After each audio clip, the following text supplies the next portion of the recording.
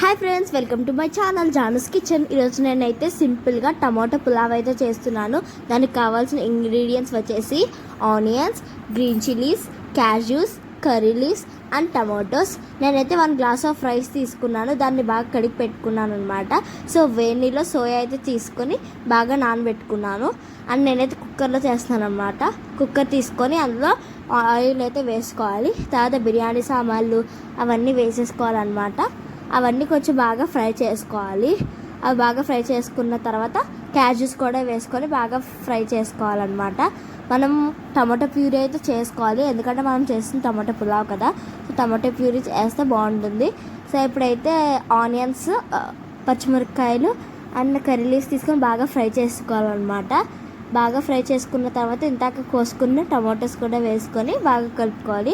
And కొంచెం పసుపు, ఉప్పు వేసుకొని అయితే బాగా మిక్స్ చేసుకోవాలన్నమాట. తర్వాత మనం ఇందాక చేసి పెట్టుకున్న టమాటో ప్యూరీని అయితే ఇందులో యాడ్ చేసేసుకోవాలన్నమాట.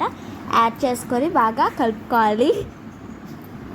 సో అది బాగా కలుపుకున్న తర్వాత కొంచెం టేబుల్ స్పూన్ కారం, గరం మసాలా అండ్ ధనియాల పొడి అండ్ కొంచెం అల్లం వెల్లుల్లి పేస్ట్ వేసుకొని బాగా అయితే మిక్స్ చేసుకోవాలి. తర్వాత మనం ఇంతాక నానబెట్టుకున్న సోయాస్ ఉంటాయి కదా, అవి బాగా వాటర్ లేకుండా పిండుకొని ఇందులో అయితే వేసేసుకోవాలన్నమాట. సో అవి వేసుకున్నాక బాగా కలుపుకోండి. తర్వాత నేను తీసుకుంది 1 గ్లాస్ ఆఫ్ రైస్ కదా, సో నేను దానికి 2 గ్లాసెస్ ఆఫ్ వాటర్ అయితే వేసుకోవాలి. వేసుకొని ఇప్పుడే ఉప్పు చూసుకోండి. ఉప్పు సరిపోతే వేసుకోవడానికి ఇక్కడే ఛాన్స్ ఉంటుంది అన్నమాట. సో ఉప్పు సరిపోతే వేసుకొని బాగా మిక్స్ అయితే చేసుకోండి. తర్వాత వాటర్ బాయిల్ అయ్యే వరకు మనం ఉంచుకోవాలన్నమాట.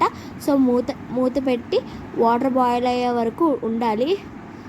సో ఇప్పుడైతే వాటర్ అయితే బాయిల్ అయిపోయండి. సో ఇప్పుడైతే రైస్ అయితే వేసేసుకుందాం. సో రైస్ అయితే వేసేసుకుందాం. ఇంతకు మనం నానబెట్టుకున్న రైస్ అయితే వేసుకొని ఒకసారి బాగా అయితే కలపండి. కలిపిన తర్వాత ఒక మూత పెట్టేయండి. మూత పెట్టి 2 విజిల్స్ రానివ్వండి.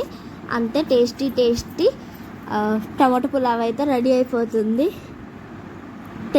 ఇప్పుడైతే మనం సర్వ్ చేసేసుకుందాం. సో అలా చూస్తుంటేనే ఎంత టేస్ట్గా అనిపిస్తుందో. సో అలా ప్లేట్లో పెట్టుకొని అండ్ దాని మీద ఆనియన్ పెట్టుకొని దీనికి కాంబినేషన్గా నేనైతే రైతా చేశాను అనమాట.